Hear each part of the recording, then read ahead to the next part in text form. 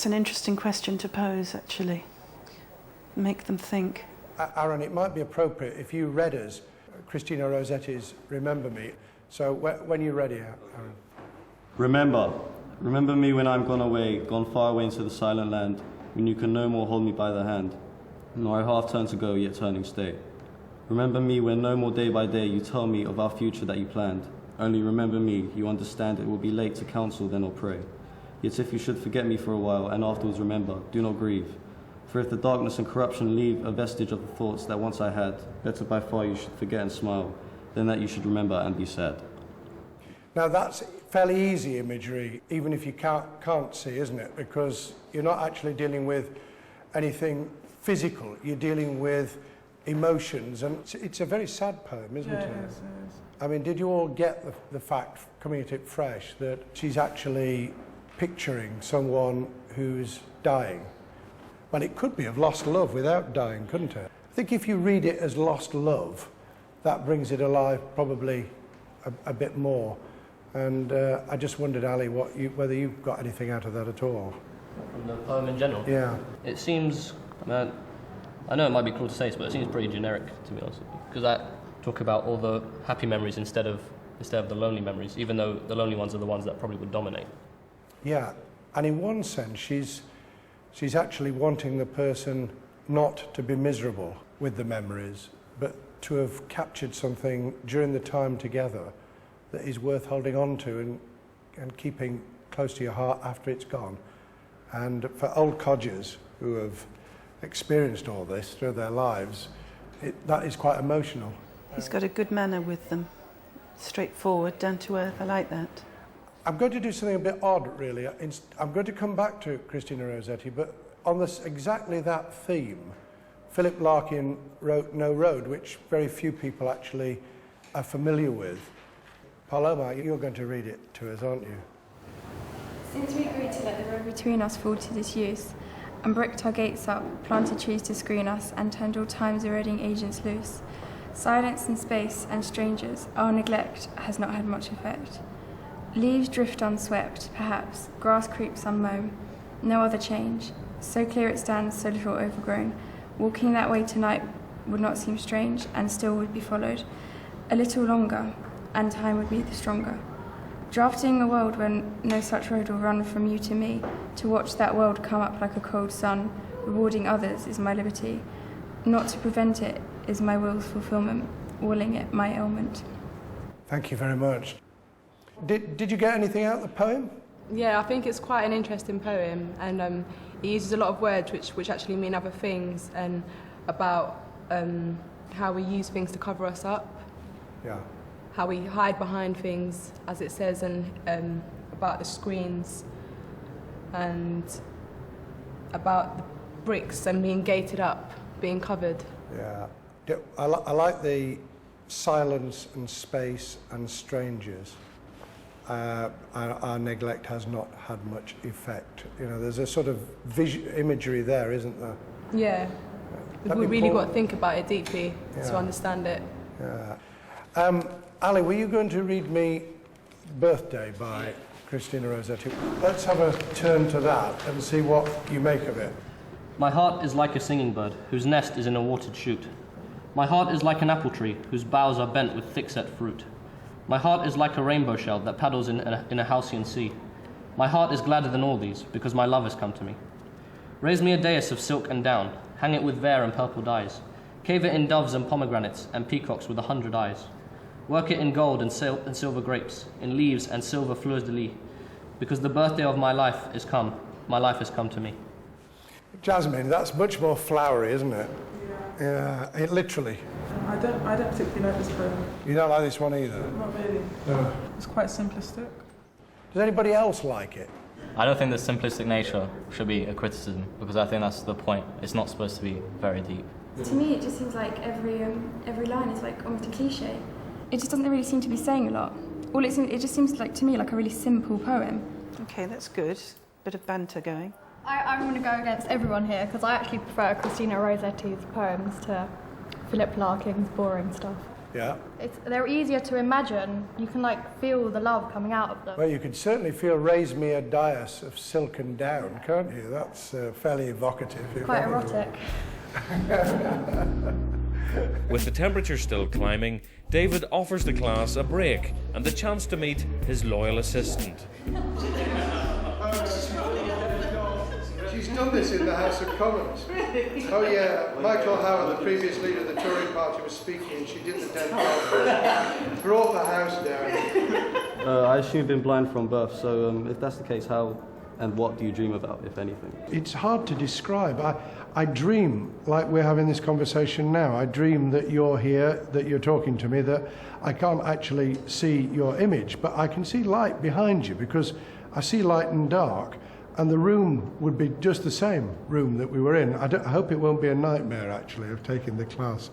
But it's not seeing distances. So you don't, as you would, see from a hillside across a valley, you don't see the trees in the distance, but you do see the imagination that I would have standing in my garden, listening to the birds sing, and that would be in the dream. So it's all tactile, it's all emotions and impositions that have built up in my mind and my memory over the years. You're welcome. From dreams, it's back to reality as Eleanor adopts the position to observe the second half of David Blunkett's poetry class. I just wanted to go round and find out, each of you, whether you actually think that poetry matters or whether you've been put off it by having to study it formally. Jasmine, what do you think? I definitely think that poetry matters because I think you can express your views through poetry and you can like show there's depth to you. And like Christina Rossetti, though it seems like a simplistic poem, there might be some depth to it, and it's interesting to study. Do you find that easier than maybe putting it down in prose? Yeah, I do. You can get more emotion out of it. Merzim, where are you? Where is he? I don't really read poetry outside A-level, and I think it's because I don't really think poetry has much of a place in modern life, because poetry, it's always been a form of getting your personal feelings out. And in modern times, there's a lot more different ways of putting your point across. For example, like almost everyone these days has a blog on the internet or something like that, whereby they just write what they're thinking at that time. Not very romantic, though, is it? A blog? No, but it isn't supposed to be romantic. Like it's like a diary. That's what a poem should be. It should be like your personal feelings at one particular moment. I think that's very interesting. I mean, do any of the rest of you think that there are more modern means now of expression that didn't exist, 50 years ago? I think they fall short of poetry, really. It seems really bland compared to expressing your feelings in a poem. It lacks flair, really. And Paloma, are you into blogs or poetry? I definitely don't think that like something like a blog can replace poetry because it's a completely different thing. It's not like, it's just kind of like something people do to take up their time as opposed to like something to do to like write about anything or try and say anything. Do any of you secretly write poetry? This is an unfair question. Yes. Go on. I haven't read some in a long time, but mine were, shall we say, quite different to this. Mine were more brooding and more morbid, and they're more orientated by death and other such stuff. No, I think that young men of a particular age do go into sort of a black period. I went into one myself. I'm still struggling to come out of it. Well, I'm not like a one-hit wonder, I don't think. I mean, I do bring forth elements of what I understand to be love in it, but I'm not sure. Like, I just try and fuse the two.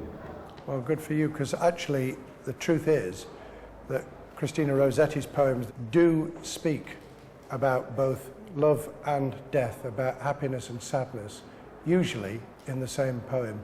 Of course, he's not an English teacher, so I couldn't expect him to know, but you would expect to start seeing some analysis of language by now. That's the thing that is needed.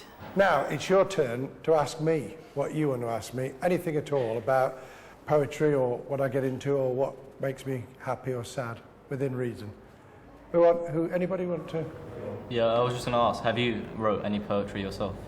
Yes, I have. I wrote a poem about hearing the echo of your own voice, which is appropriate for politicians, where the words you hear are the ones that you think you wrote yourself, because that's what you'd like to believe. Mr. Blunkett, how do you deal with your disability? You'll have to say that again, because I didn't get the How question. do you deal with your disability? Do you find it difficult with like everyday life? Yes, I do. There have been quite hairy moments that wouldn't have existed if I'd been able to see. But most of the time, I've improvised. I've just found ways round doing things that other people would take for granted.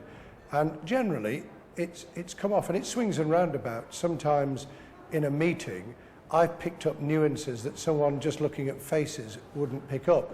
And sometimes I've escaped from being frowned and scowled at when I've been saying things, which has made me slightly more honest in saying them than someone who would have seen the black look, perhaps of the Deputy Prime Minister, for instance, when I was saying something, and I would have not spotted it, so I'd have just carried on sublimely, unaware that I was in bad books. So it swings and roundabouts. It's a lovely use of anecdote there that not most people wouldn't be able to supply, obviously. Well, look, I'm ever so grateful. On one of the sweatiest, hottest, grottiest afternoons for teaching, it's very difficult to have a discussion when you've never come across me before and, you know, I don't know you.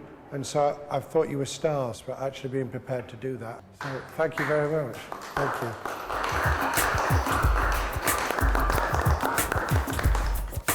But there is no escape just yet, either from the stifling heat or the debriefing session with Miss Soto. I think that went extremely well.